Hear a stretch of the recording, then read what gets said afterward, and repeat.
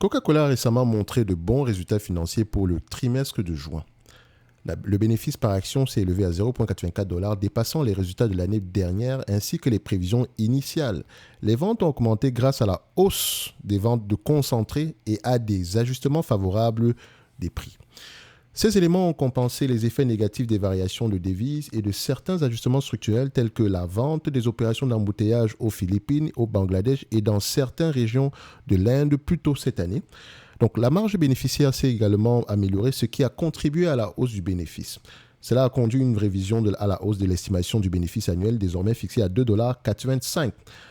L'entreprise a connu un certain ralentissement néanmoins en Amérique du Nord. Les volumes de vente ont légèrement diminué dans cette région, mais Coca-Cola a quand même réussi à gagner des parts de marché dans le secteur des boissons non alcoolisées prêtes à boire.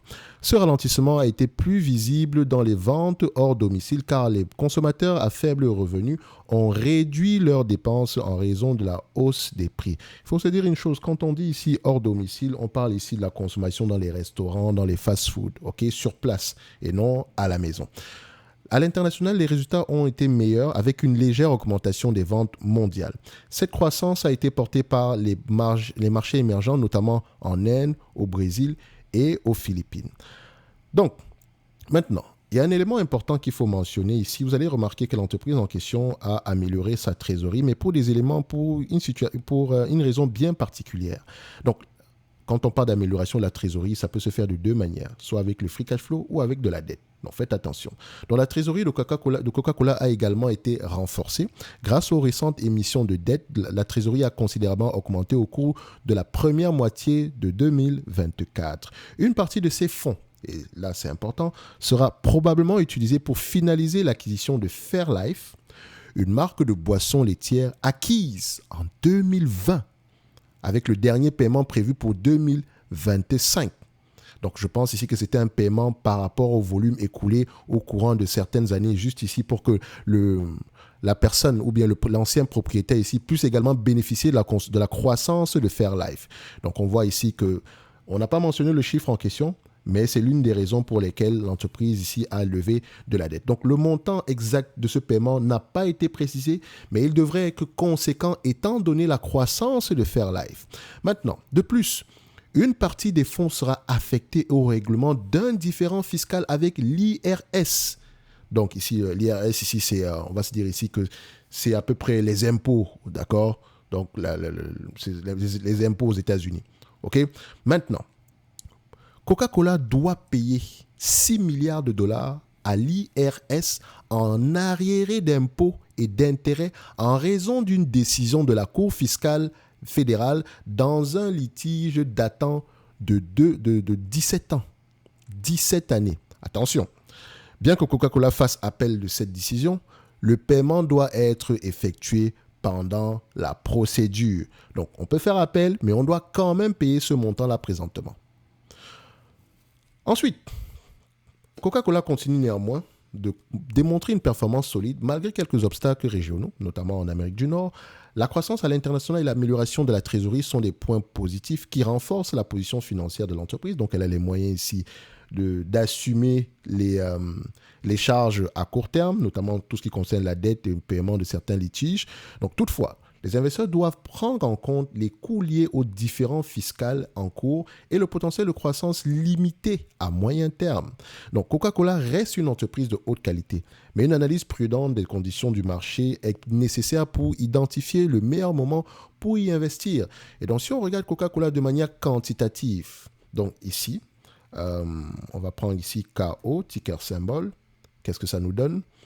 Vous savez que moi, Coca-Cola, c'est une belle entreprise, mais pas à n'importe quel prix. Évidemment, quelqu'un me posait la question tantôt sur Instagram, notamment. Donc, je rappelle que vous pouvez me poser vos questions directement sur Instagram, donc en description de la vidéo. Mon Instagram ressemble à ça. D'accord, si vous vous abonnez sur Instagram, c'est uniquement pour me poser ces questions-là. Je vais avoir tendance à créer du contenu ici, dépendamment des questions que vous allez avoir tendance à me poser. OK ? Donc, la personne me parlait ici du PER, l'influence du PER par rapport à la croissance, les revenus, les marges, etc. Il avait parfaitement raison parce que le PER peut être influencé par plusieurs éléments. Généralement, c'est la croissance, mais également, il faut prendre en considération la récurrence même du business. Si on sait qu'une entreprise va avoir tendance à rapporter de l'argent sur les 100 prochaines années, excusez-moi, l'argent, si elle va avoir tendance à dégager du revenu croissant sur les 100 prochaines années avec certitude, excusez-moi, cette entreprise va avoir tendance à se négocier à des niveaux de multiples assez élevés. Maintenant, les marges également vont avoir tendance à jouer vont également avoir un impact positif sur ces PER-là, notamment si vous regardez du Coca-Cola en date d'aujourd'hui. Quand on parle ici de marge de free cash flow, en passant sur Coifin, vous avez les marges de free cash flow en date d'aujourd'hui. Maintenant, on n'est plus obligé de faire ici, de guesstimer le free cash flow. Donc, si on regarde du Coca-Cola du point de vue revenu, vous allez dire, le revenu diminue, etc. Non, le revenu ne diminue pas. On vend certains segments d'activité, d'accord, notamment la partie embouteillage ici, et on rachète ici d'autres business. Et donc, vous pouvez voir ici qu'en termes, voilà, les marges brutes ont tendance ici à être plutôt, disons, stables, ok, on va le dire comme ça, plutôt stables. Les marges EBITDA sont plutôt en légère augmentation. Ça veut dire ici que les dépenses opérationnelles sont de moins en moins élevées. Ensuite, si les marges EBITDA sont en légère augmentation, quand on regarde par rapport à la marge nette, qu'est-ce qu'on a ici? On a une marge nette qui est plutôt en moyenne, on a sur les 20 dernières années, on a une marge nette aux alentours de 20%. D'accord? Sur les 10 dernières années, nous avons 21,52%. Sur les 5 dernières années, nous avons 23,44%. Si on prend à peu près la marge des free cash flow, histoire ici d'avoir les deux sur le même graphique, vous constatez que les free cash flow sont généralement moins élevés que les net income ici. Ça, c'est pas normal à court terme. Ok? Ça, c'est pas normal à long terme, excusez-moi. D'accord? À court terme, ça peut être normal, notamment parce qu'on a des variations en termes de PER, etc., en termes de BFR.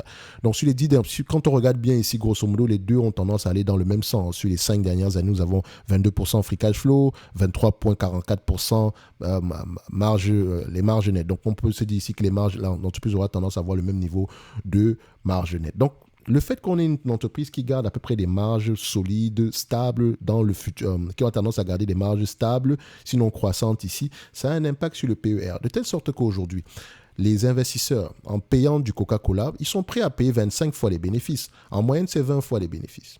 Okay? Sur ce marché-ci, c'est 20 fois les bénéfices. Parce que nous, on peut également le voir comme ça. Et je rappelle toujours pour ceux qui sont nouvellement abonnés sur cette chaîne, le PER est un rendement. Quand je paye 20 fois les bénéfices, c'est 5% de rendement. 10 fois les bénéfices, c'est 10% de rendement. Le but du jeu est de payer ici un rendement, d'acheter une entreprise ici à un rendement assez élevé par rapport aux bénéfices nets. Parce qu'on se considère comme des propriétaires. Si l'entreprise venait à vous distribuer la totalité des bénéfices nets ici en dividendes, voilà ce qu'on peut obtenir. OK? 10%, 5%, 20%. Donc maintenant, voici une entreprise qui a tendance ici à se négocier à des niveaux de multiples assez élevés. Si on prend à peu près un PER aux alentours de PER moyen, sur les 20 dernières années, c'est 20 fois les bénéfices. OK? C'est un business mature.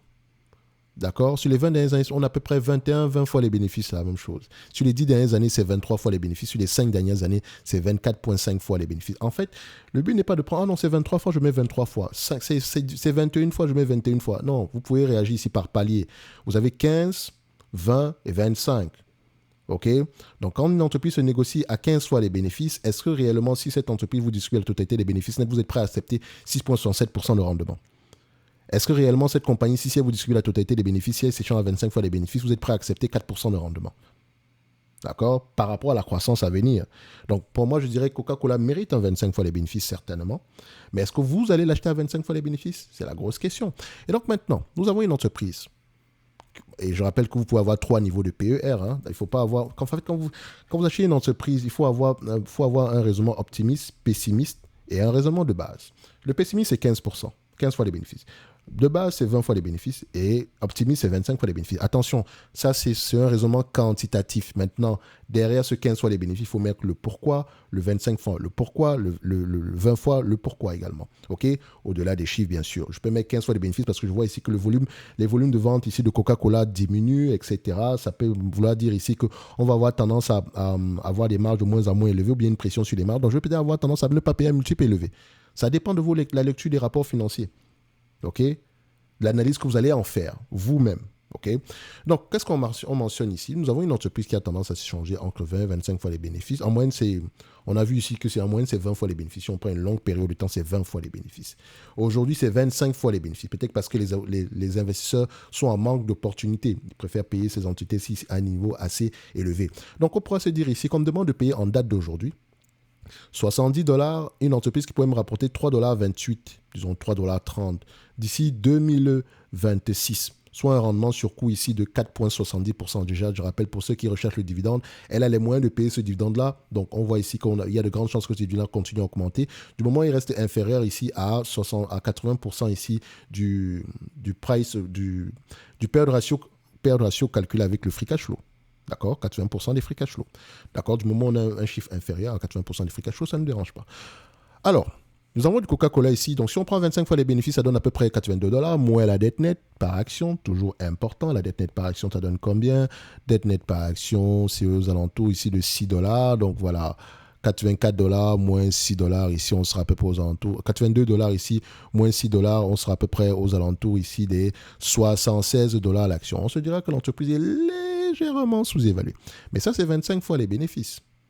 OK? C'est 25 fois les bénéfices. Si l'entreprise s'échange plutôt à 20 fois les bénéfices, qui est la moyenne, 3,3, j'arrondis à 3 points quoi, il faut 20 fois les bénéfices, moins ici $6 l'action, ça donne à peu près une soixantaine de dollars. Bon, par rapport au prix action, on va se dire que pour moi, je considère que c'est une entreprise qui est correctement évaluée. Et évidemment, je ne vois pas d'opportunité sur du Coca-Cola ici. Et je peux me tromper parce que ça fait longtemps qu'on analyse cette compagnie.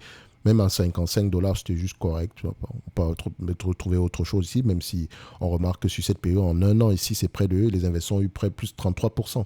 Mais ça, c'est parce qu'il y a une revalorisation des multiples.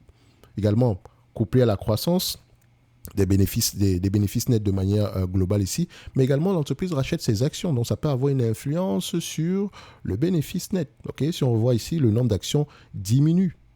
Donc elle rachète massivement ses actions. Si on regarde du point de vue bénéfice, c'est plutôt stable. OK? C'est plutôt stable. C'est pas mauvais, mais c'est plutôt stable. OK? Donc, il n'y a pas de quoi vraiment danser dessus. Ça reste une belle entreprise, attention, ça reste une belle entreprise. Mais 25 fois les bénéfices pour une entreprise qui va avoir ce type de croissance, voilà, je trouve que c'est beaucoup. Voilà. Après, si vous avez du Coca-Cola, une cinquantaine de dollars, gardez vos actions. Une soixantaine de dollars, c'est pas mauvais non plus. OK? Donc, ceci n'est que mon point de vue et non un conseil d'investissement. Comme d'habitude, je me réserve le droit de me tromper. D'accord? La note de lecture ici est basée sur la lecture des rapports financiers et l'écoute des conférences calls. Et j'ai déjà fait des notes d'analyse sectorielles pour le secteur des boissons ici, notamment. Donc, je sais que Coca-Cola est bien positionné ici, mais également, il y a des thématiques des thématiques surtout pour les boissons ici. On va le dire, comment ça s'appelle encore? Ah là là, j'ai oublié le nom qu'on donne généralement à des boissons comme Celsius, d'accord? Mais bon, j'ai fait une note d'analyse dessus. La vidéo est sur la chaîne, note d'analyse sectorielle. La vidéo est sur la chaîne ici. Bref, pour moi, je considère que Coca-Cola, limite, c'est correctement évalué, sans plus, ok? C'est pas une opportunité extraordinaire pour moi, mais bref, je le dis depuis les $50 également, hein, vous payez ce que vous voulez, mais ce n'est que mon avis. Ça reste une belle entreprise, on s'entend. Est-ce que c'est une entreprise qui mérite d'avoir une place dans notre watchlist? Bien sûr. Et donc, dans la watchlist, on mettra Coca-Cola ici, Consumer Staple Beverage ici, on s'est dit, on sera à $76 parce qu'on a pris 25 fois les bénéfices, qui est également assez optimiste. Donc, on vient ici. La watchlist, vous pouvez la retrouver en description de la vidéo, ok, ici. Ça vient également avec une formation sur comment lire les rapports financiers. Vous avez également la top newsletter où je partage des analyses concurrentielles ici. Et vous avez le pack du débutant. De toute façon, si vous avez une question par rapport à ces différents produits-là, vous pouvez réserver un appel. Et pour ceux qui sont intéressés par le programme d'accompagnement, n'hésitez pas à réserver un appel. Ici, on pourra voir si ce programme d'accompagnement ici est adapté ici à ce que vous recherchez réellement. Okay? Parce qu'il y a des gens qui pensent que, ah non, en 3 mois, je vais être capable d'investir comme Warren Buffett. Non, ça prend une vie, littéralement. Donnez-vous assez de temps et surtout faites beaucoup d'exercices. Ok, faut pratiquer. Donc c'est une formation pratico-pratique. On n'est pas juste là pour regarder les notes de cours, on pratique également. Ok. Bref, si vous avez des questions, vous pouvez réserver un appel. Et pendant que vous êtes dessus, en description de la vidéo, vous pouvez me rejoindre sur mon Instagram où je répondrai généralement à vos questions. D'accord, c'est plus facile pour moi ici par rapport aux différents messages que je reçois sur YouTube. C'est un peu plus personnel.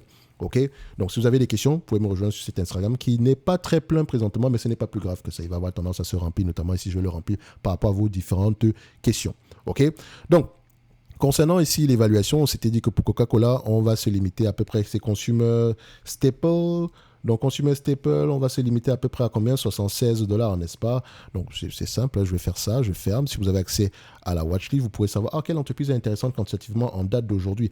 Donc, ici, quand on regarde les Consumer Staple, on cherche du Coca-Cola, de Coca-Cola Company. Avant, c'était $65. Là, $65, je pense que c'était plutôt aux alentours 20 fois les bénéfices, pas très loin non plus. Donc, on le mettra ici à 76. OK. Voilà. OK. Donc maintenant, si vous avez, voilà, vous pouvez remarquer que Dollar Tree, ça peut être intéressant, Alimentation Couche-Tard, Quecho Mutai, Dollar Général. Et il me semble que Quecho Mutai, qui est une belle entreprise d'ailleurs, c'est une entreprise chinoise et je pense qu'avec la remontée ici de toutes les entreprises chinoises ici est intéressante. On en parle depuis quelques temps. C'est l'une des meilleures entreprises dans le secteur d'activité. Mais maintenant, elle a une particularité ici. Vous pouvez, surtout au niveau de son actionnariat, vous pouvez aller regarder ici. Bref, si ça vous intéresse, vous pouvez creuser un peu plus sur du Quecho Mutai. Bref, nous, on va se donner rendez-vous sur la prochaine vidéo. Coca-Cola reste une belle entité, d'accord? Les résultats sont corrects. Et on va avoir tendance à continuer à suivre ce dossier-là. De toute façon, je n'ai pas le choix que de suivre du Coca-Cola, surtout pour à peu près identifier les tendances ici à venir dans le secteur d'activité, surtout quand je vais faire des analyses sectorielles ici que vous pouvez retrouver. Enfin, c'était dans le top premium plus, mais présentement le top premium plus est fermé. Donc on va se donner rendez-vous sur la prochaine vidéo. Un like, un abonnement, ça fait toujours plaisir. Et on se retrouve sur Instagram si vous avez des questions spécifiques. Merci, au revoir. Et s'il vous plaît, ne venez pas me demander est-ce que c'est le moment d'investir dans telle ou telle entreprise. Non, non. D'accord? Présentez-moi des arguments qualitatifs, peut-être même quantitatifs ici, ou bien quelle entreprise. Ne me demandez pas quelle entreprise acheter, s'il vous plaît. OK? On aimerait avoir des discussions un peu plus profondes que ça, parce que je pense que si vous êtes sur cette chaîne-ci, vous savez qu'il faut faire. Faites votre watchlist. Si vous n'en avez pas, vous pouvez nous rejoindre dans la watchlist ici. Au moins, vous saurez quelle entreprise il faut regarder présentement quantitative, au-delà du quantitatif. Bref, ce n'est que mon avis, d'accord? Et non un conseil d'investissement. Et on se donne rendez-vous sur Instagram. Merci, au revoir.